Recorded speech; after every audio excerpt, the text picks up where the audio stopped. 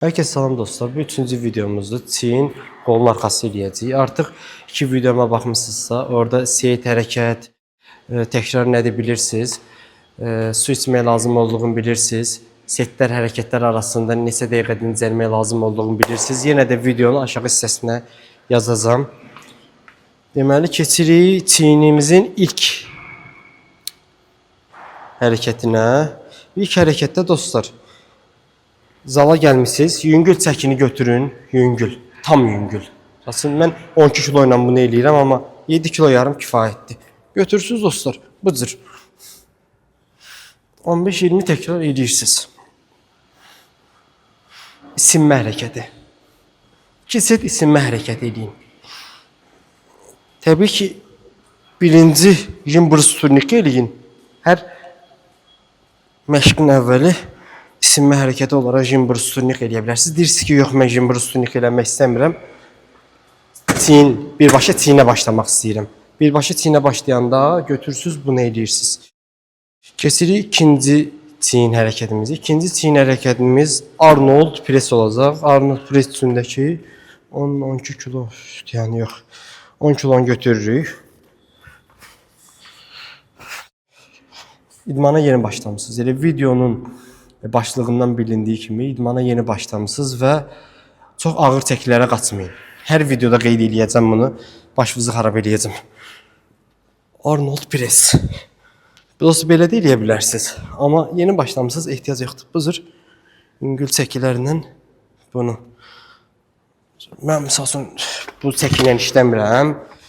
Misal üçün hanı orada 22 kilo yarımı götürürəm misal üçün. Bu cür.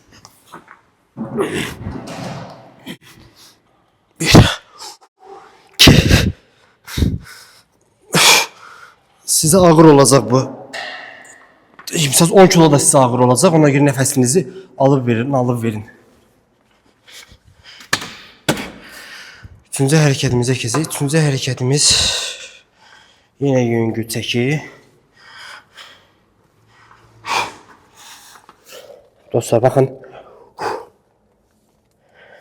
Mən ümumiyyətcə göstərdiyim bu hərəkətlər hər bir zalda olan alətlərdir. Mesela hər bir zalda qantel var, hər bir zalda oturacaq var. Məsələn, bəzi alətlər var ki, alətlər deyəndə stanoklar, avadanlıqlar deyək. Mən avadanlıqla çox işləməyi xoşlamıram, çox məşq eləməyi. Mənim üçün ən gözəli qanteldir. Çünki qantellə eləyəndə əzələmi hiss edirəm. Əzələnin yanmasını, əzələnin səhər məsələn duranda ağrını hiss edirəm. Belə. Bunda dostlar 4 set 10-12 təkrar eləyin. Dördüncü hərəkətimiz bu olacaq.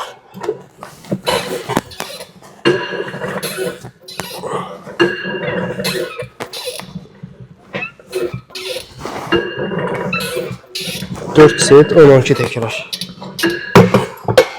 Bir hərəkət göstərdim. Bunu unuttum göstərməyi dostlar. Bu hərəkətdən sonra bu nedirsiniz? Bu cür yox. Bu cür.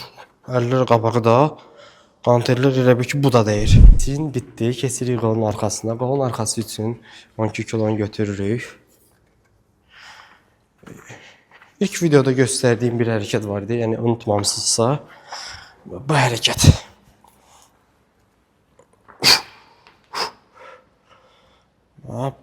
Bunu da eləyə bilərsiniz. Amma ən gözəli budur. Bu cür. Yanlara.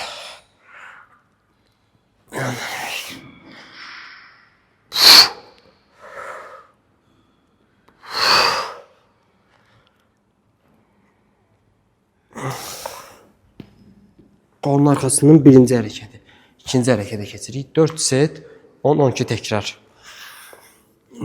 Bu arada dostlar, daşları yerinə qoymaq lazımdır. Fərqi yoxdur. Hansı zal olur olsun.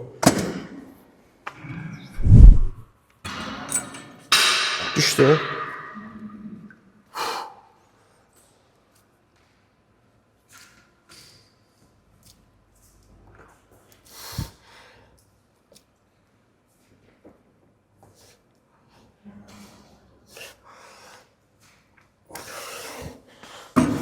ikinci hərəkət bitdi. Keçirik üçüncü hərəkətə.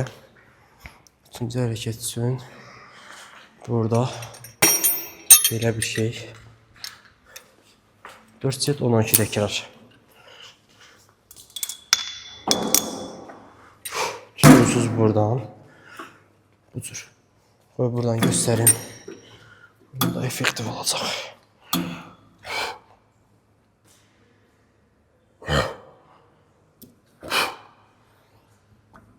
Belə tam açmaya ehtiyac yoxdur. Biraz açılsa kifayətdir. Əzələni hiss edin. Biraz yüngülə qoyun. Tam yaxşı göstərim. Mənim üçün də ağır oldu bu. Budur.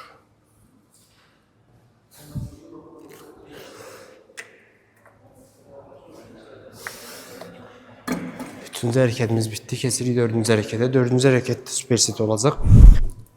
Bedenden sonra keçirsiniz buna. 12.